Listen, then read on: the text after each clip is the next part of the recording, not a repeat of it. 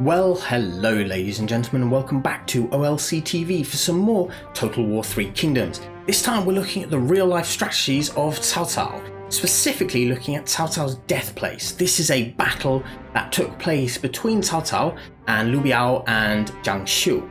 Zhang Xiu being a warlord ally vassal of Liu Biao at the time. This was part of Cao Cao's war against Zhang Xiu. And it came after he had made a few strategic errors, which we're going to discuss. So let's have a look at what was going on at the time prior to this battle. So at 197 CE, Cao Cao had managed to basically pacify the West, Ma Teng and Han Sui, by persuading them to send sons to his capital at Shu as hostages to ensure their good behaviour. He had also managed to smash Yuan Shu, forcing him pretty much down towards the Huai River, down to the south of Yu province. So Yuan Shu was no longer the threat that he had once been to Cao Cao's control. Then he started to look at how he could control more of the western regions of the Central Plains, and this means going towards Liu Biao's territory. The first step being Zhang Xiu at Wan. So what he does is he takes his army and he marches towards Wan, and Zhang Xiu promptly surrenders. Now Cao Cao doesn't behave very well after this, and he takes Zhang Xiu's former patron's widow, Zhang Ji's widow, as a concubine, which upsets Zhang Xiu. Even worse, Cao Cao then tries to give monetary gifts to one of Zhang Xiu's senior officers. Zhang Xiu becomes very, very worried that he's going to be overthrown by Cao Cao forcibly, having just surrendered, and so launches a surprise attack. In this surprise attack, Cao Cao and his men fled in confusion. It was an absolute rout. His eldest son, Cao Ang, was slain, and his nephew Cao Anmin was also slain, as well as several other officers, including Dian Wei, who was his bodyguard. Now Dian Wei held back the attack for a long time, which did allow for Cao Cao to escape, but really it was the rally. Cao Cao managed to rally some horsemen to hold a defensive line, and then the bravery and the sheer discipline of Yu Jin and his soldiers to then hold back the attacks from Zhang Xiu allowed Cao Cao to basically retreat all the way back to his capital with his tail between his legs. This wasn't the end, however. Cao Cao wasn't satisfied with that. He needed to control this territory, and Zhang Xiu knew this. So Zhang Xiu fell back to Rung, another city, and basically gave up Wan. Cao Cao had left forces in the area. People like Cao Hong were commanding armies in the area just to keep up the pressure, so that Cao Cao could return the next year. And that's precisely what he did. So when we come to 198 spring, Cao Cao makes another advance and he goes towards Wan again. Establishes a few camps along the way to maintain his supplies, and then prepares to siege Rung. Now at Rung, Zhang Xiu is prepared for an attack, and he has contacted his patron Liu Biao, who promptly sends an army to outflank Cao Cao and start to threaten his supply lines back to Shu. Now Cao Cao, even though he was starting to maintain the Tuntian system at this time and really starting to reap the benefits of having regular food supplies come in, still wasn't at a stage where he could afford to have an army out on its own for an extended period of time. They just simply didn't carry that many supplies with them. So he then had to make the decision to fall back. There was also a threat from Yuan Shao in the north. There was a suggestion that one of Yuan Shao's generals had encouraged Yuan Shao to attack Shu whilst Cao Cao was away with the bulk of his army. Cao Cao was very worried about this, as well as the threat to his supply lines, so he made a plan to head back to his capital as fast as possible to defend against the attack from Yuan Shao. And he started to march. As he started to march, he started to be followed by Zhang Xiu, who knew that Liu Biao was waiting on the other side. With enemies either side of him, Cao Cao decided, using some of the strategies of Sun Tzu from the Art of War, to choose his battleground. He chose it at Anzhong. This is what he did. Let's have a look. So the text and the actual breakdown of the troops and everything else is very, very vague in the records. But we do have some key information. One, we know that Cao Cao was in a narrow river valley with troops to his front and his rear. Okay, he'd made a camp in this valley, and he had with him his baggage train, his vanguard, and his rear guard. The baggage train was in the middle, and it was guarded by the bulk of his troops. Where he was specifically and which other officers were with him is again pretty vague. We can assume that Xun You was with him because he's recorded as saying Xun You had basically said, don't overextend yourself against Zhang Xiu. And at this stage, he's recorded as saying, it's because I failed to take your advice that I am now in such trouble to Xun You. So he acknowledged that he'd made a mistake overextending himself, trying to besiege Rung. But he had picked this battle for a reason. It's a narrow river valley, and there was either a sort of gully or the opportunity for Cao Cao to create a sort of gully that is called in the histories an earth road.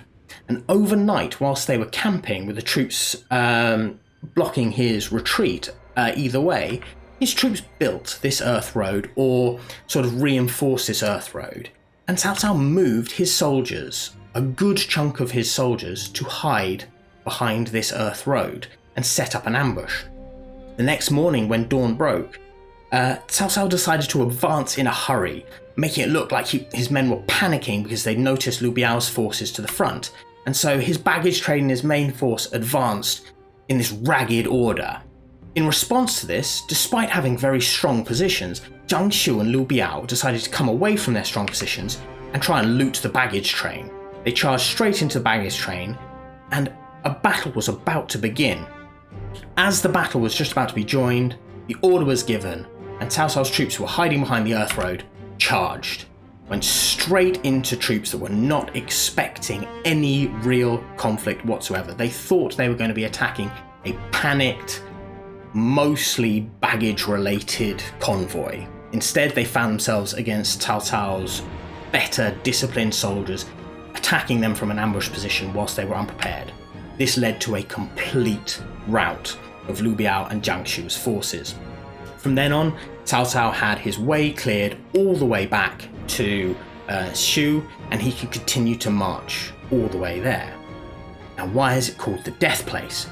Well, it's called the Death Place because when he was conversing with Xun You, his primary advisor back at Shu, his capital at Shu, Xun You had said, how did you know you were going to win there? And Cao Cao said, basically, I had to put my men into a death place where they had no choice but to fight their hardest. He was using something that I think a lot of military generals and strategists have known about all the time.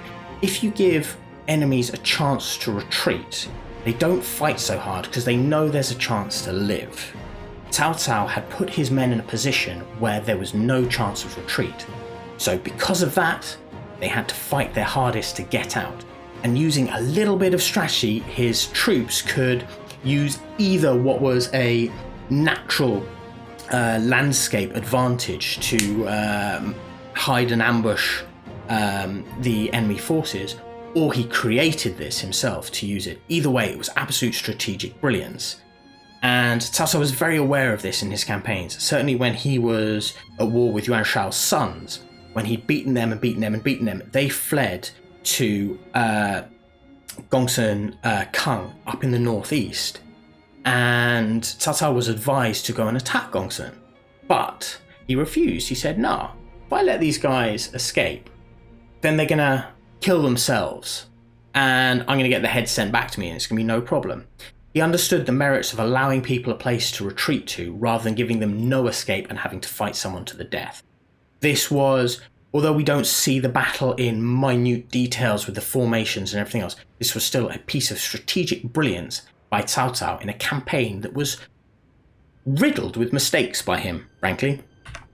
Anyway, let's have a look at the aftermath. So what happened after this? Cao Cao had tried to take Zhang Xiu over before. Zhang Xiu had willingly decided to join him. Then Cao Cao had sort of made a few mistakes. and been forced to take it by force and had lost a lot of generals. What happened after this battle was obviously Cao Cao had not won. Cao Cao had to basically retreat. This was a brilliant fighting retreat, essentially. And he still did not have control over Zhang Xiu's land.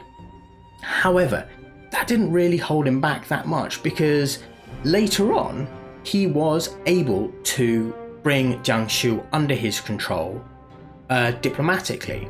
When he was later on engaged in conflict with Yuan Shao more aggressively, Liu Biao was ostensibly an ally of Yuan Shao, but Jia Xu, Zhang Xiu's great advisor, persuaded Zhang Xiu to side with Cao Cao, not with Yuan Shao. So don't go and attack Cao Cao in the rear. Go and fight for Cao Cao, because Cao Cao will be grateful.